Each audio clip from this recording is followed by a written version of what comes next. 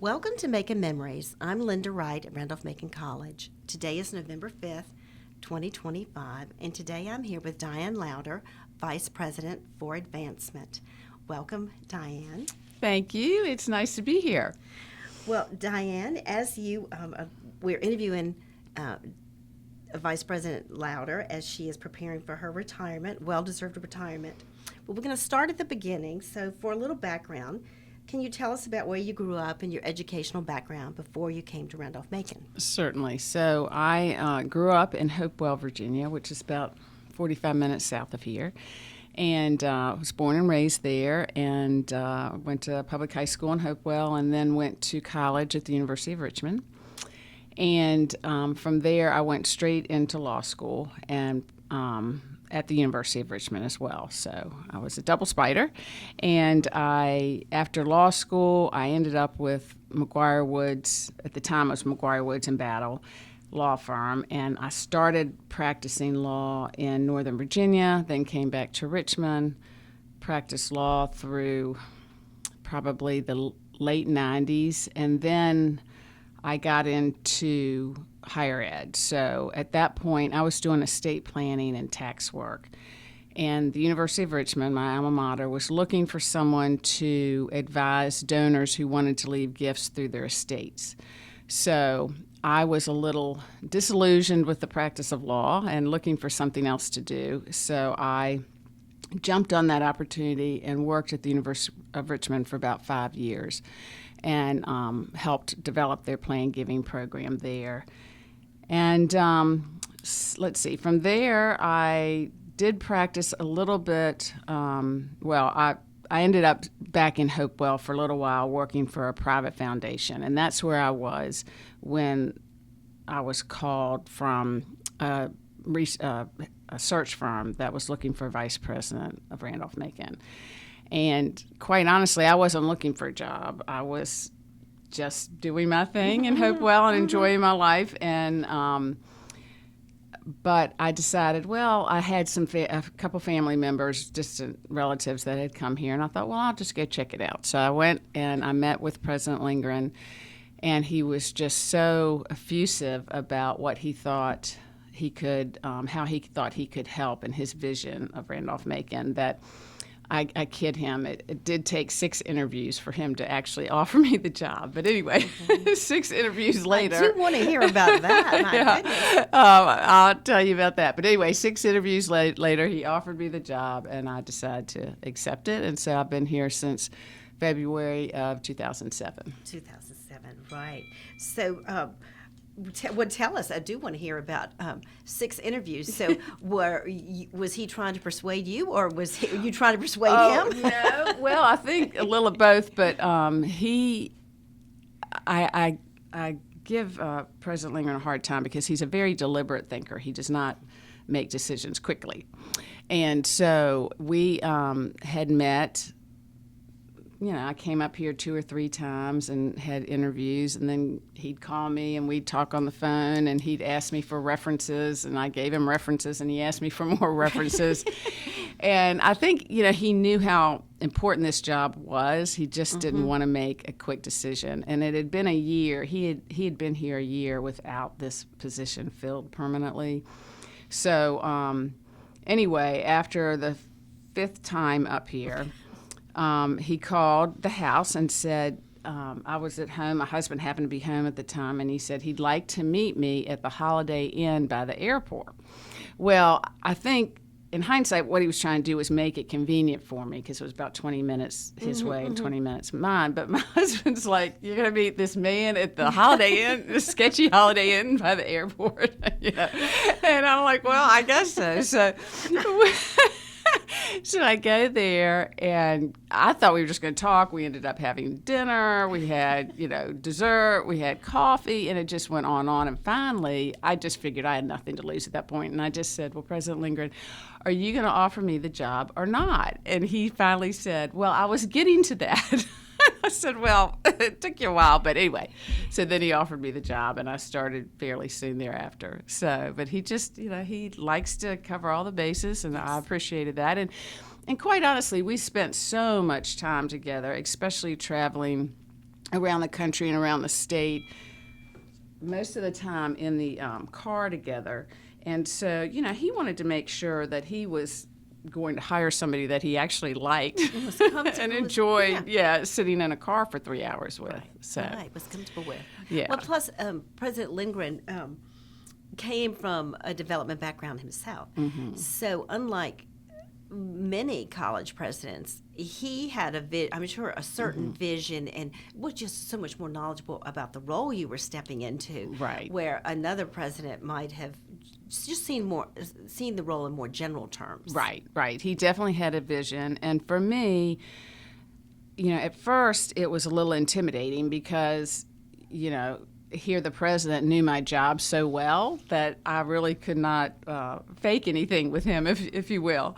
And but over time, I began to realize, for me, it was like having a master class in development every day, because he knew so much about fundraising and developing relationships that, it made my job a lot easier. I just sort of watched what he did and tried to, and also stay a little bit ahead of him, because my job was really to make sure he was out cultivating relationships with alumni and friends of the college. And so after, probably a couple years, we really got into a good rhythm where I was more comfortable in my role. He was more comfortable as the president, because he had never been a president before. I mean, there were days when I thought, don't you have any presidential things to do?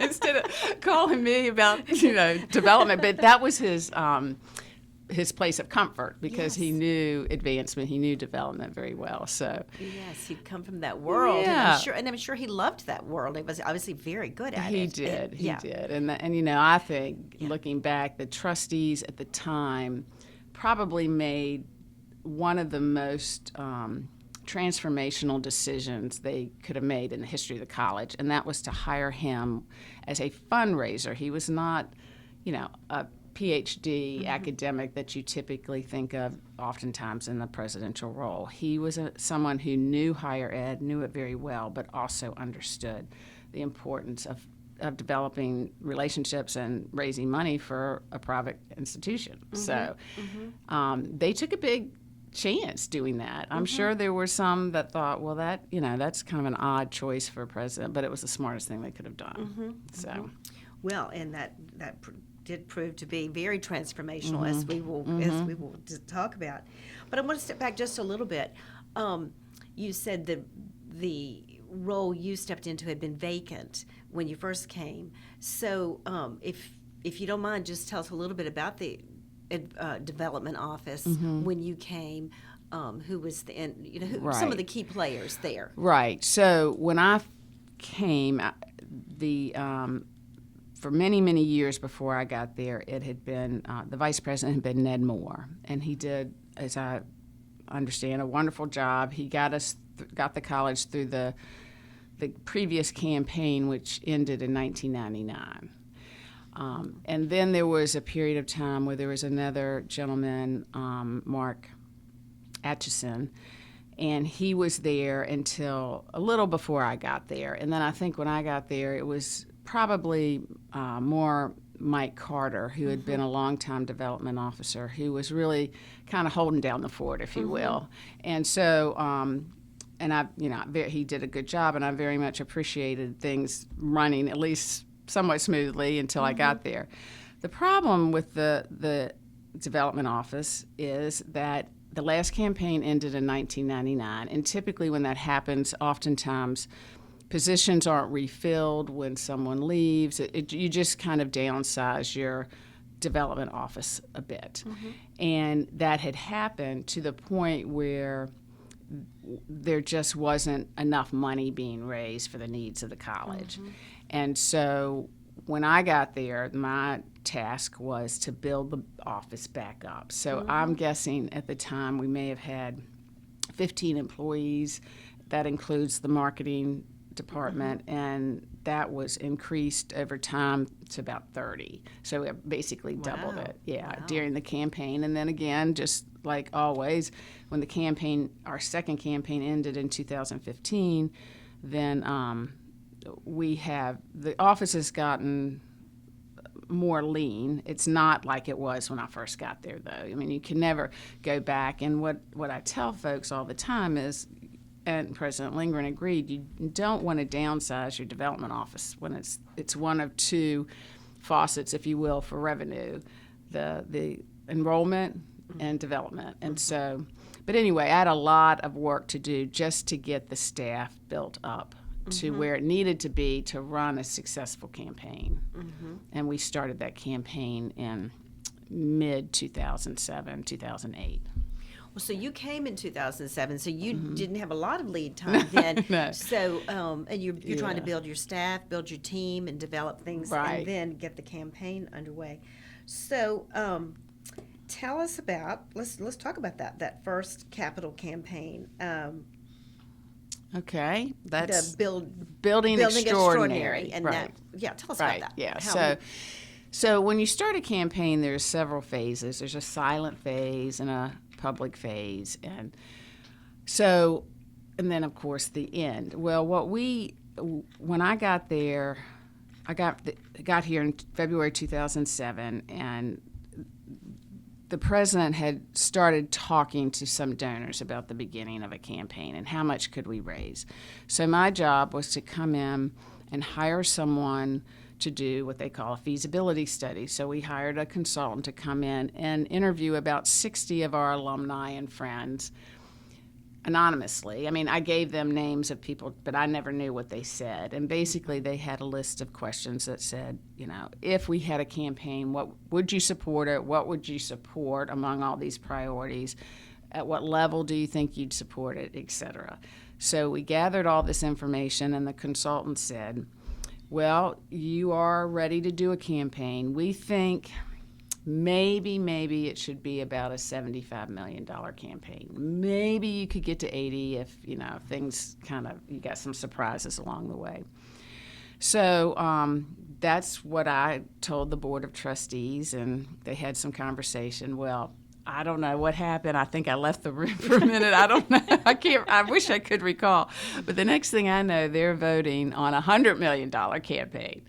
And so, I had a moment where what have I done kind of thing. But I thought, well, if the board believes we can do it, and of course they're going to be supporters in the campaign, then here we go. So, and so then you have the goal, then you have the priorities. You've decided, you look at what people want to give and what the needs are of the college. And the needs at that time were very heavily weighted towards facilities. And so we raised a lot of money for facilities, but it was also scholarships and endowments and things like that. And then we had a marketing team, that helped us put our materials together. And then you just start you start asking some of your more loyal consistent donors, will they make a gift? Will they make a gift? And the idea is for a $100 million campaign to get to about 40 or 50% of the goal before you announce it publicly. Now, people, of course, knew we were in a campaign, but we didn't have a big, gala or anything like that to announce it until April of 2011. And that's when we had gotten halfway.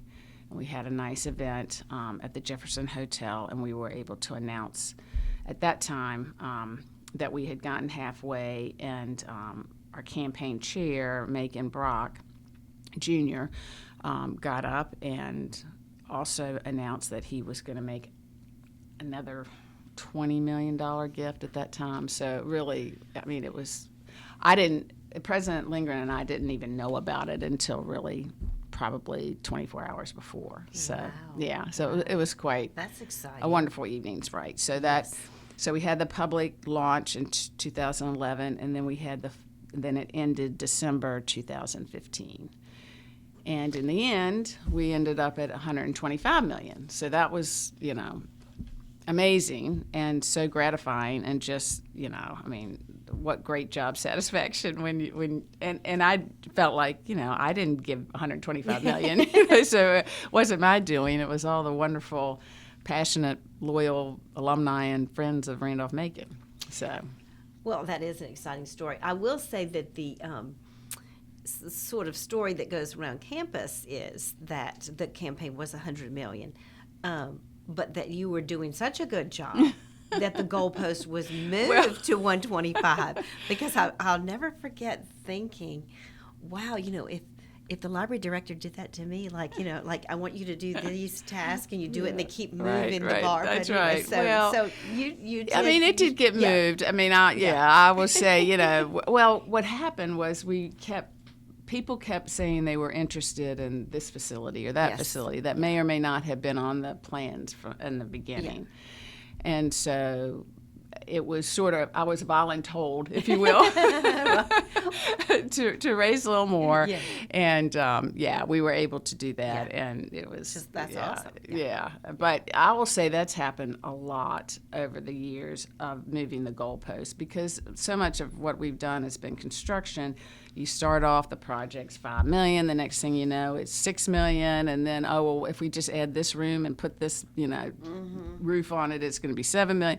So it did get a little overwhelming at times. But I have a wonderful staff, and they just rolled up their sleeves. And who else could we talk to about making a gift? So, but yeah. Well, I don't expect you to remember all of the things, but did you want to talk about some of the facilities that were, built, new construction and renovations and just improvements? I mean, the campus has changed so much in your time and President Lindgren's time. So yeah, I'm trying to think. So, the very first one, the very first thing we had to do was move Smith Street, and we had to move Smith Street in order to build a new baseball facility and basically uncouple it from the football field, because at the time it was part of the football field. And so, how do you get a street moved, and who's going to pay for it? Well, we were so fortunate that Doug and Beverly Dalton stepped up. Of course, they're in the construction business, but not only did they move Smith Street for us, they also gave us the funds to purchase the Dalton House, which is now the Alumni House, and that really wasn't on the original plans, because Professor Hughes owned that house at the time, and that we weren't considering purchasing it. So once we got Smith Street, things started moving.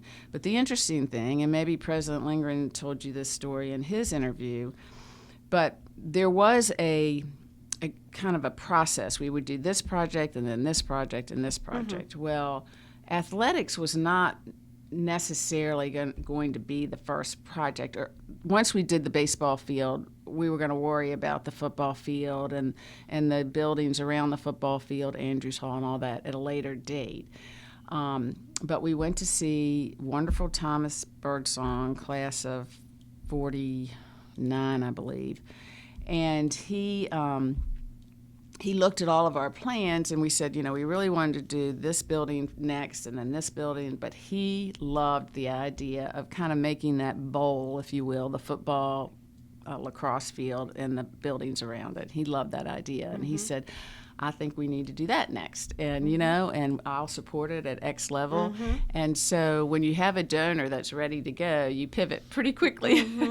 And so while we didn't get to do the science building, which I believe was the next one we wanted to do until later and closer to 2016-17, it all worked out beautifully. And, of course, Tom Birdsong's no longer with us, but he was able to see it and see everything we'd done, and he was instrumental in changing that. So, but some of my favorite stories, I guess, I really enjoyed when we did Andrews Hall, and Pepper and Stuart Lawn gave the money to name that building. And of course, they didn't want to name it after themselves. They wanted to name it after Ira Andrews, which was just so touching. And Ira and Pepper had been classmates, and so they decided before the building opened that they wanted to be the first ones to spend the night. And they spent the night in the building, the two of them. And I'm not even sure now, I can't remember if they actually ended up spending the whole night, because as you can imagine, I mean, we went through, we got linens for the bed, and we got, bunk beds. right, and they were bunk beds, and they were trying to figure out how to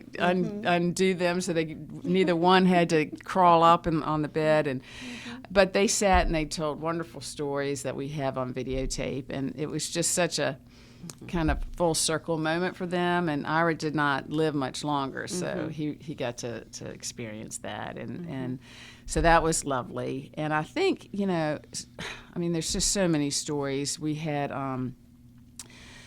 Harold Duke. Now, this really wasn't part of the Building Extraordinary campaign, although it was always sort of on the plans, but we just didn't think we could raise that much money. But when he passed away and left us such an incredible bequest in his estate, that was just such a satisfying feeling to be able to use that money, not only for athletics, but we've used it in other areas on campus, for a man that I think just felt the love on Randolph-Macon's campus. He only came here for 6 weeks, as I understand it, as a freshman, and then he went into the military, and he obviously was an Ashlander. And I loved Mr. Duke because he was so unassuming. You wouldn't have thought he had two pennies to rub together, but he obviously had a lot of wealth that he invested, and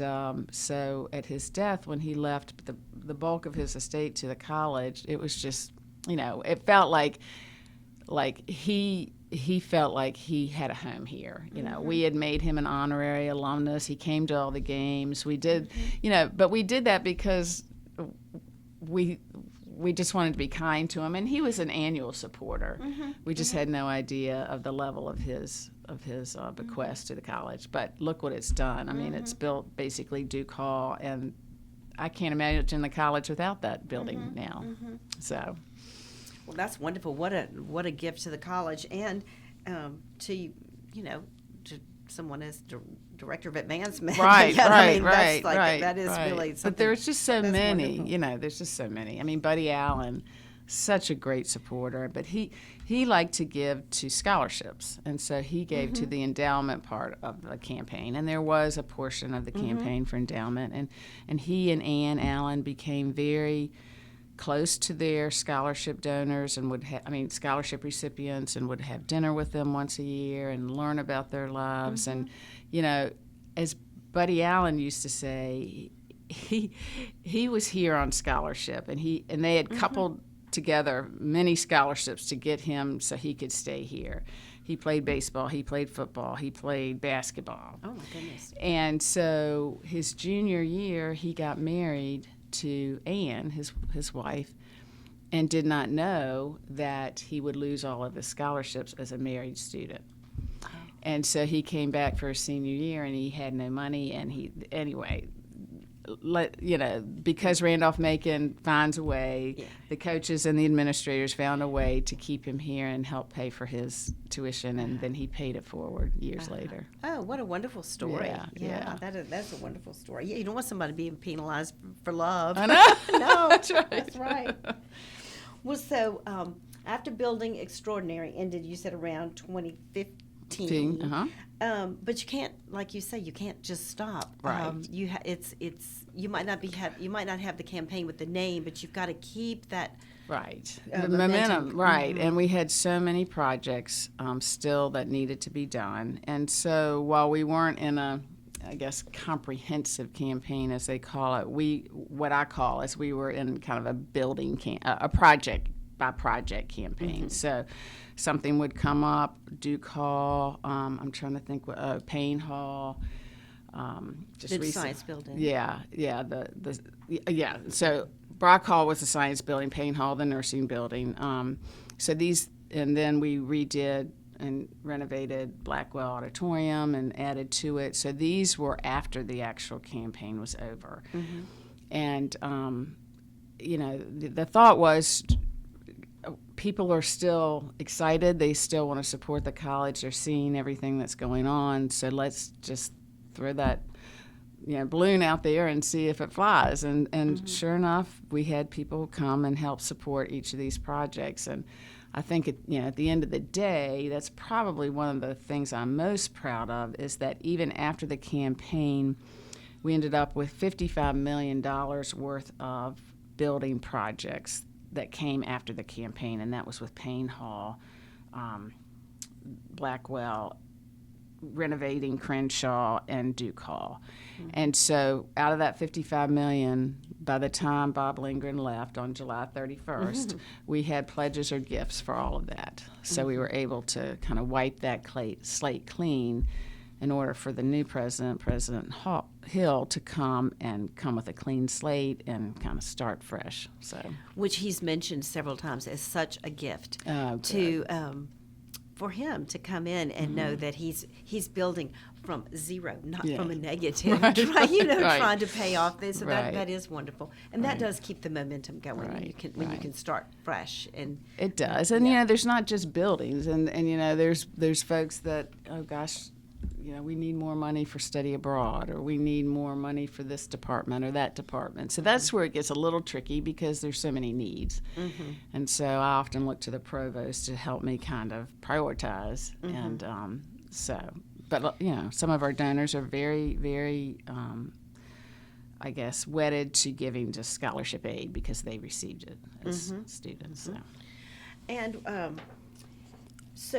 just last Friday we had an inaugural professorship in engineering celebrated, and so those kind of gifts. And since you've been here, I don't even know how 18 and a half years. How many endowed professorships? Oh gosh, yeah, I don't know. Quite a few, and that so. I don't know if you want to talk about how you balance those kind of development needs. Yeah, so that was a lovely gift, a professorship in engineering that came from Mariah Warnham Rippey.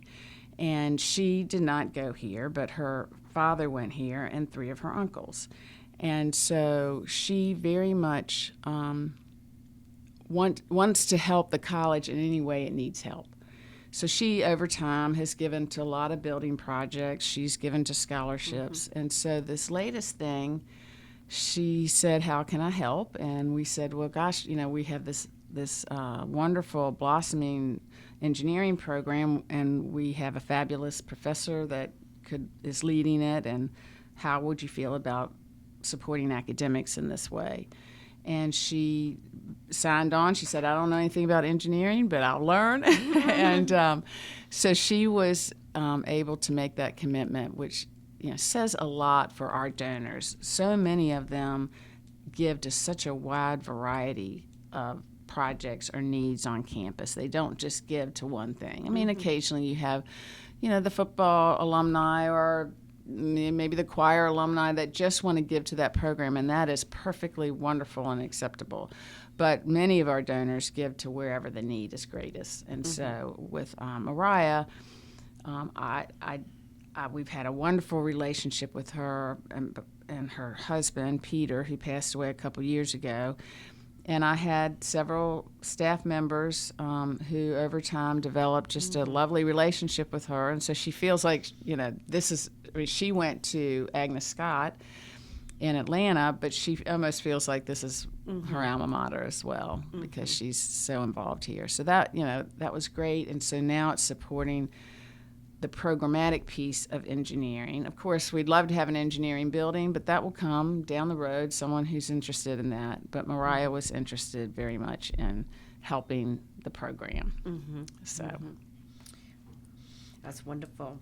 Well, I do want to talk about one of the largest donors the college has ever had, I think, Macon Brock, class of 1964, which was a big, like a banner year for really alumni. It really was. Yeah. So talk about, of course, he was a great friend of the college before you came, but could talk about your relationship with him, working with him, and how he his impact on the college. Yeah. Well, I will say knowing Macon and Joan Brock has been probably one of the highlights of my career here, and I interviewed with Macon, that one of the 6 interviews. And we just hit it off. He had a place in Jackson Hole, Wyoming. I happened to be leaving probably the next week to go on a vacation out there, and we enjoyed that conversation. But the most wonderful thing about the Brocks is they are so unassuming. I mean, you would never know that they had the wealth they have, because they did not, neither one of them came from wealth. They worked to get there. And so of course, President Lindgren had a year-long relationship with the Brocks before I got here. But then I started going with President Lindgren on visits, and then oftentimes I would go by myself and have the opportunity just to meet with them by myself. And it was interesting because Macon was very transparent. He, for instance, would say, this is one of my favorite stories, but he said, Diane, he goes, I worked hard, but I didn't know what I was doing. He said, I knew that in order for this to take Dollar Tree to the next level, I'd have to go public, but I didn't know really how to do that. So I figured I needed to go to New York and meet people that might want to invest in my company. So here I am, a 1964 classics major from Randolph-Macon, and I don't have really any true business background. I took a briefcase. He said, but I didn't have a thing in it. He said, I just thought, I needed to look like I did, and I looked like, fake it till you make it kind of mentality. And so he took this briefcase that didn't have a thing in it, but he was so passionate about his project or about his company, which was kind of transferred to how passionate he was about Randolph-Macon. And so, I just loved that he would tell these stories. He said, they second and third mortgaged their home. It wasn't easy. Mm-hmm. He said, but he worked for his father-in-law in his father-in-law's toy store, and just realized that the toys or the tchotchkes right at the register had the biggest profit margin, and he got the idea of let's have a whole store of those. So, but he was just lovely. And another one of my favorite stories is President Lindgren and I nominated the Brocks for a National Philanthropy Award, and they won the award. And it was being presented at a president's conference in Marco Island, Florida, like in February or something. And so, of course, they were going to go, and President Lindgren was going to be there anyway because it was a conference for presidents. Mm-hmm. I was not planning to go. I certainly didn't have a reason to be there. And so President Lindgren, several days before the conference, decided he wanted to meet alumni on the way to Florida. So he took a flight to Atlanta and met with some alumni in Atlanta, and then he went to Orlando, and then finally Marco Island.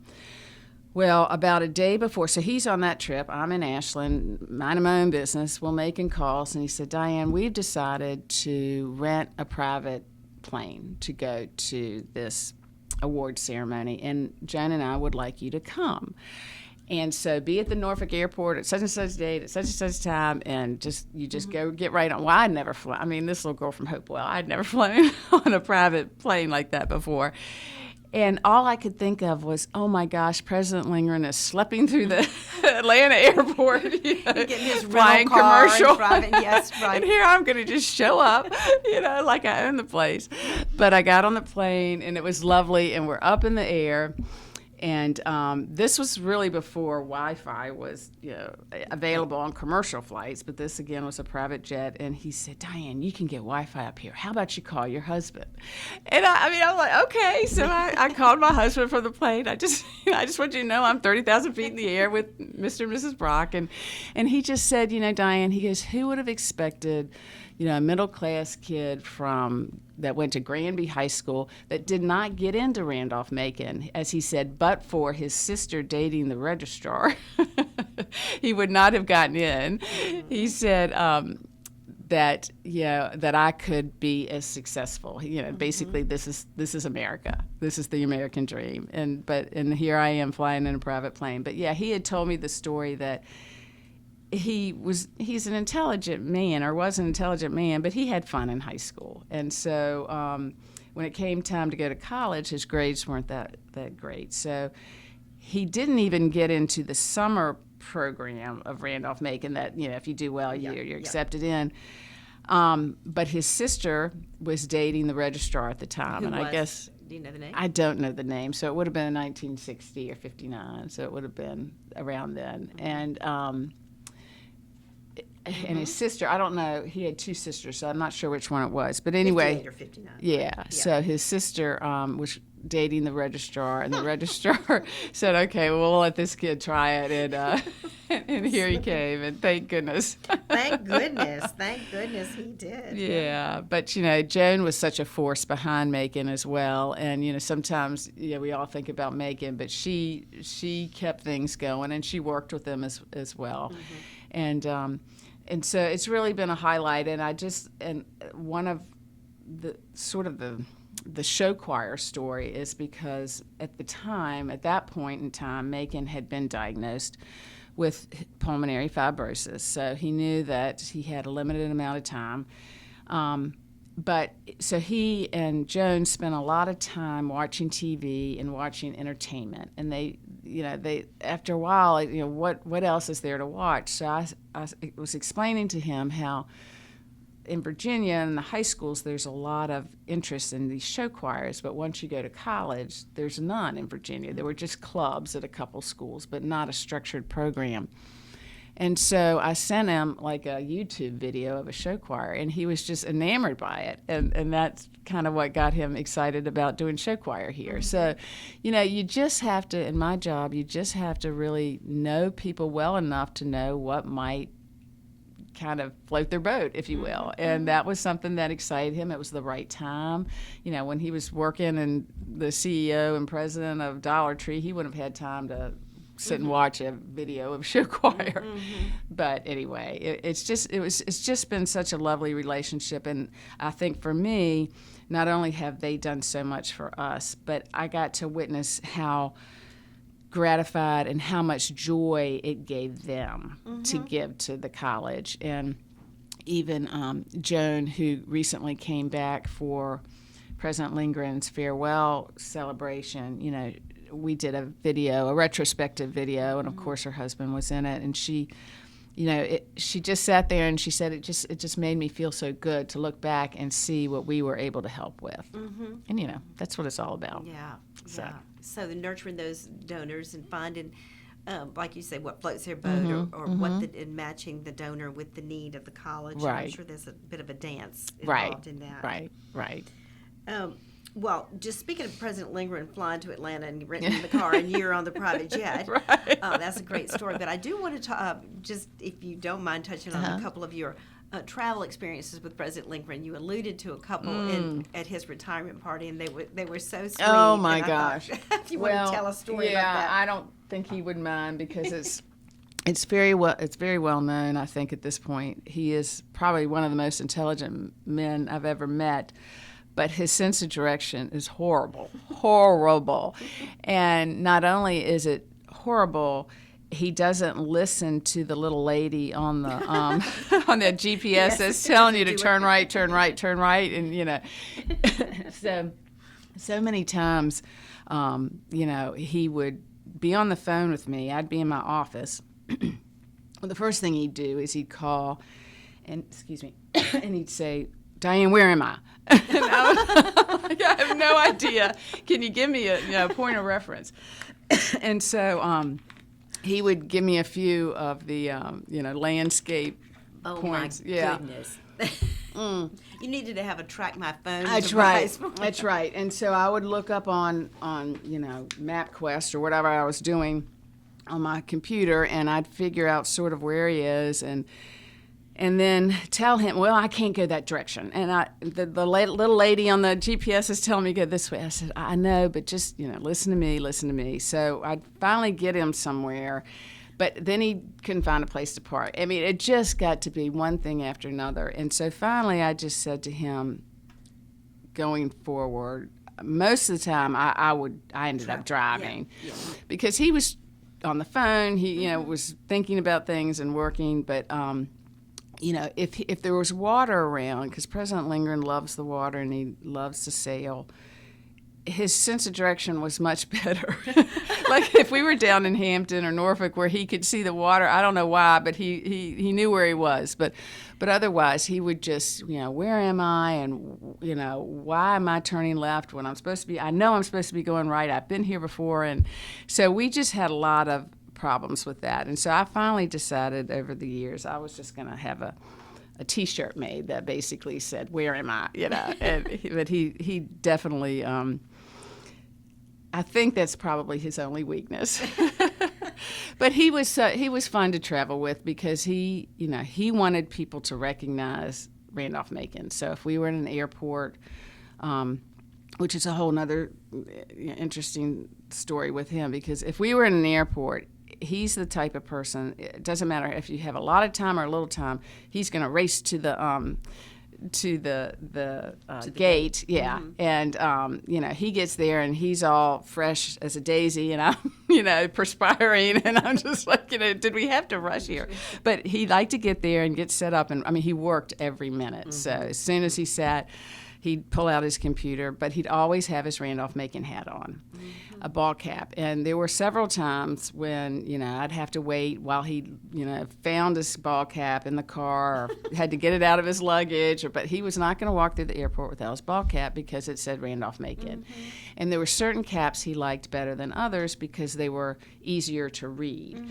And without exception, almost every single time we traveled, somebody would stop him, either a parent, an alum, a prospective parent or a prospective student. I've heard of that college, tell me about it. And boy, he had his what we call elevator speech ready. And before you knew it, especially if it was a prospective student, he had them coming for a visit, he had the whole thing. Yeah. And then if they were an alum, he would want to find out what they were doing and how, where they were. And then, of course, in the dig, now don't forget to make your gift before June 30th. Yeah.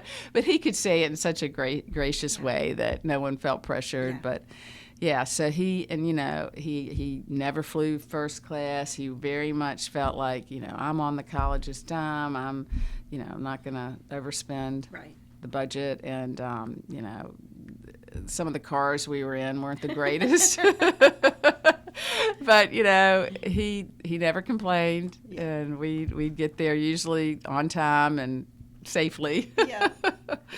Well, you mentioned his asking if it's an alum to make sure they've given their annual gift. I do want to talk about annual giving because that's an area where Randolph-Macon has a lot to be proud of. We do. So we do. Tell us about yeah. that. So when I first got here, I had heard even back then the percentage of alumni that gave to the college was significantly higher than most schools, but I really didn't delve into it. I just thought, well, that it's a nice talking point, but I'll look into that later. Well, then over time, as we started looking into it, the percentage of Randolph-Macon alumni that make a gift of any size to the college has ranged from as high as 40% and as low as like 20%. But even that, you think, so that's not even half. But that's a lot because people have a lot of causes they want to support. They're in different financial situations. So over the years, we started keeping track, and we started to compare ourselves to every single private and public college or university in the country. So that's, say, 3,500. Out of those 3,500, we, for the last 10 years or so, have placed traditionally about between 25 and 30 in the country. Not 25 or 30%, but number 25 or number 30 in the college.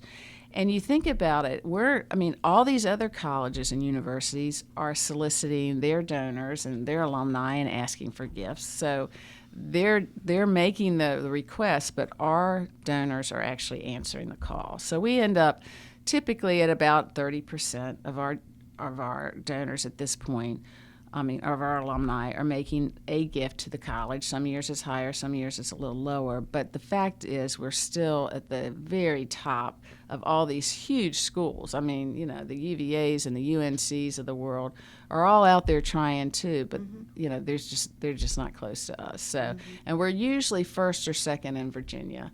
Washington Lee has a very good annual fund program as well. But for me, it was so gratifying because alumni became very proud of that statistic.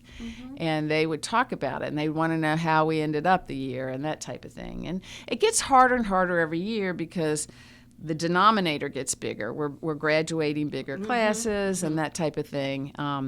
But we still see our young people with their senior class gift getting into the habit of philanthropy and understanding what it means to give back. And it's not necessarily, especially when you're young, about the dollars. It's about the participation.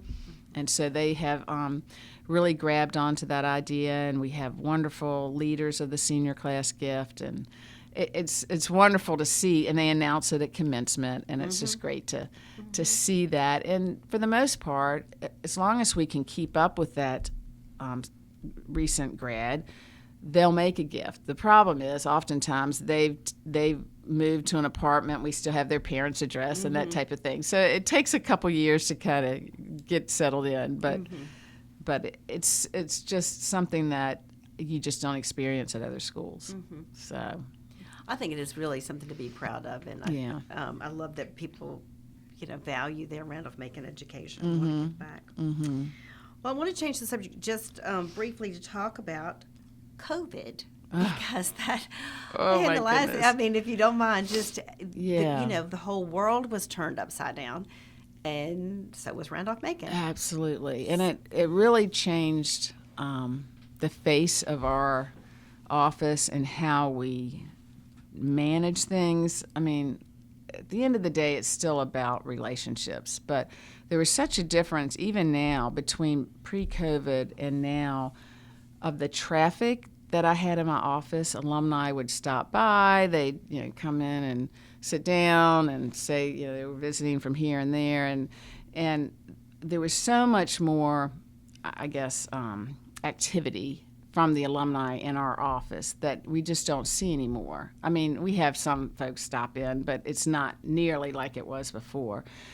And our events, we have noticed, now it's getting a little better, but pre-COVID, so many of our events were really well attended, homecoming, family weekend, events off somewhere in another city.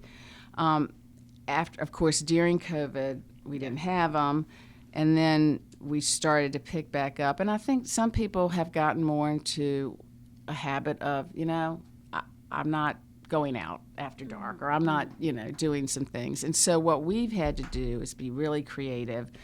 And I credit Rhonda Toussaint in the alumni office for being creative to try to do things more virtually, to do things sort of hybrid. You can come in person or you can participate hybridly. And so but during COVID, it became really difficult for a number of reasons, to raise money. One, well, in the beginning, people were giving a lot of money because they thought it was short term, and they felt good about doing something. And then it became such a long-term thing that I think people were worried about their own resources and what's the world going to look like. And then my staff, one of the ways that they are measured as far as evaluating their performance is how many visits do they go out and make personal visits with alumni. Well, they couldn't do that. So it became more of a teaching our alums, and especially our older alums, how to use Zoom, And I mean, of course we could call, and we did a lot of calling, but it's just more of a connection if you can see someone. And so many of our older alums learned how to use Zoom, and we did a lot of Zoom calls, we did a lot of telephone calls, we did a lot of letter writing, a lost art, but people seemed to really enjoy that. And the letter was simply just checking in, I hope you're well, this is what's going on at Randolph-Macon. Then we even had what we called driveway visits, where people would sit out on their driveway expecting our visit, and we'd come with a folding chair, or they'd have one for us, and we'd just sit, in the driveway and talk. And just, you just did everything you could possibly think of to not lose those connections. And so I think in some ways it really hurt us with some alums that, I think were just scared to do anything. But then I think with our younger alumni, it made us learn how to be meet them where they are and be more tech savvy. And so now we have a young person in our office who's the manager of digital relationships or something like that. Anyway, basically he connects with our alumni through LinkedIn, through Instagram, and all the various channels, social media channels, and is able to stay connected with them that we weren't forced to do before. So COVID was tough, but our alumni did not let us down. They stuck with us, and they started coming back to things, and but it was the most bizarre time. And I will say President Langren was pretty set on getting us back to the college as soon as possible. So many of my counterparts at other schools, their advancement office, really, the staff did not come in for 2 years. Wow. I mean, we were really only out maybe a month, out. And then we'd kind of take turns coming in, and, people upstairs came in on Monday and Tuesday and downstairs. It was just the craziest thing. Yeah. But I think in the end, it kind of made us just, those that stuck in with us, they realized how hard it was and how much they appreciated the college because it kept them connected. But, there were hours and hours at the cabinet level of meetings. And, my cabinet colleagues are just fabulous. I mean, here I am. I feel like I'm just raising money. I've got the easy job. I mean, they're trying to figure out, how to keep everyone 6 feet apart and, mask, and the students, are they coming, are they going? And it just, to me, I think that's one of the reasons why the cabinet has functioned so well is none of us, we all really respect the other person in their job, and none of us wants that job. So, I would be a terrible, CFO, and maybe Rob Young would be a terrible gift officer. I don't, none of us want to do the other's job. But we, spent a lot of time trying to at least keep some sense of normalcy around here. But well, I'm sure all those technological changes were coming, but man, did COVID just put everything in fast forward and upside down, and we just were spun around in circles. It was really tough. Because the target was constantly moving. It was. I'm talking about moving the goalpost. Right. We didn't even know what the goalpost was. We just. It was tough, and I will say, interestingly, our older donors. And when I say older, I'm thinking, like my age. I'm 63, and my age or older, quickly learned, that they could communicate more by email, or they could actually communicate by Zoom. And, they figured it out. And or we'd send someone directions, and we'd talk through them over the phone. You click here, you click there. And so, you made it work. And everybody hung in there. So. Wow, but what an experience. It was really, in a way, a universal experience. I mean, so as hard as COVID was, and how, just the sadness and trauma of it all, you wouldn't wish on anybody, but it was a universal experience. Exactly. Which we have so few of now, the way everyone's so divided. Everyone experienced COVID, so we all have that too. Exactly right. Well, I just want to state for the record, there's so many accomplishments I could say, and I don't even have them all written down, but I do want to note that you were awarded the Samuel Nelson Gray Distinguished Administrator Award in 2016, which is that was such an honor. Yeah. So, just as you think back and you're retiring, what we've touched on some, but it'd give you a chance to say anything else you're most proud of during your time here? I think I was thinking about this earlier. What am I most proud of? And I will say I was at a dinner Friday night. The Board of Trustees was here Friday evening, and get a little choked up about this. Anyway, they asked me to attend the meeting or attend the dinner, which I did. And the next thing I know, they're asking me to come to the podium, and I turn around, and my son and my son's husband were there in the room, and I'm thinking, why are you here? Well, the long and the short of it is that so many wonderful, loyal alumni created a scholarship in my name and my late husband's name. And I was just blown away. Well, I've thought about this a lot because I have so much to be proud of, just the college in general, not necessarily what I've done. But I think stepping back a little bit, when I first got here in '07, everyone I talked to that had gone to Randolph-Macon loved their experience, loved their time here, but they just didn't have this great sense of pride. And I tried to figure out why that was, and I think it was simply because over time, because of limited resources and times have been tough, I think that they, our facilities had gotten run down and the campus just looked a little tired. So now, with all that we've done, with Randolph-Macon being in the news, with our sports programs, with our academic programs, our engineering, our nursing, our PA program, all these wonderful things on campus now, and the facilities that match and mirror what's going on in the classroom, these alumni are really proud and yell it loudly that they are graduates of Randolph-Macon. It's no longer just that little school 20 miles north of Richmond. It is a destination, and they're proud, which makes me proud because, that's why we're in this business. We want people to feel good about their experience so that they want to give back and help the next generation with their experience. And so many of them have done that and changed the trajectory of these young people's lives. And so for me to be able to say I added a little bit of support and people really feeling good about their alma mater and proud to refer other students here, that is what I think makes me feel like, all right, these last 18 and a half years have been well worth it. Mm-hmm. So. Well, they certainly have, and that's a lot to be proud of. Mm. So,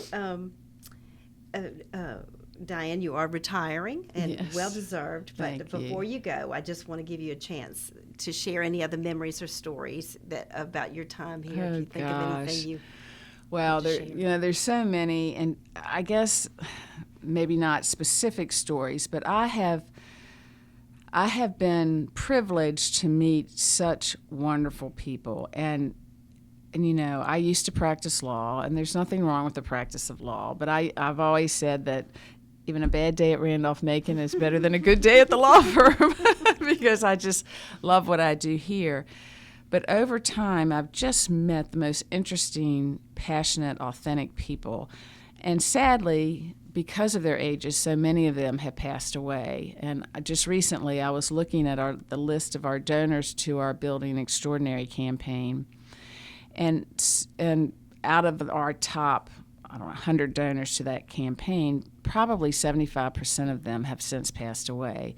And so while I have been so blessed to get to know these people, it also, I've been to a lot of services and a lot of times where I feel like, gosh, I just got to know this person and now they're gone. But so many of them have given me just snippets or memories of things that are just priceless. Mm-hmm.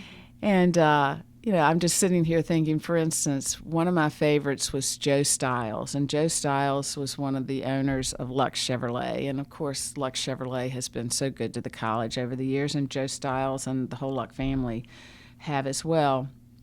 And President Lindgren and I, this was in 2008, and as you may or may not recall, we had a big economic recession right in 2008. Well, this was right at the beginning of it, and we were going to meet with Joe to ask him for a large gift to the campaign. And neither Bob nor I had read the paper that morning. Well, in the paper, it basically, the top above the fold front page headline was Chevrolet is in peril or something like that. The big automakers, that's right. The automakers oh, were just, yes. So here we go in like, we don't have a care in the world to ask Joe Stiles for this very large gift. And bless his heart, he said with the most kindness and a little glint in his eye, he's like, did y'all happen to read the paper this morning? And he said, we're not in a very good position right now. Of course, Bob and I were just, so mortified.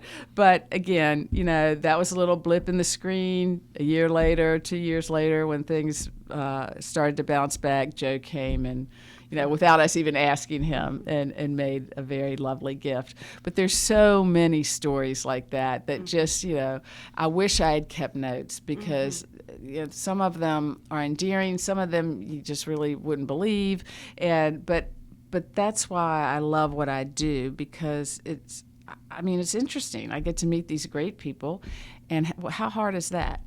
Of course, we all have our frustrating days, but it's all about making Randolph-Macon a better place to educate these young people. So I have a lot of memories. Those are the ones I could think of right now, and I'm just so grateful for my 18 and a half years here at Randolph-Macon.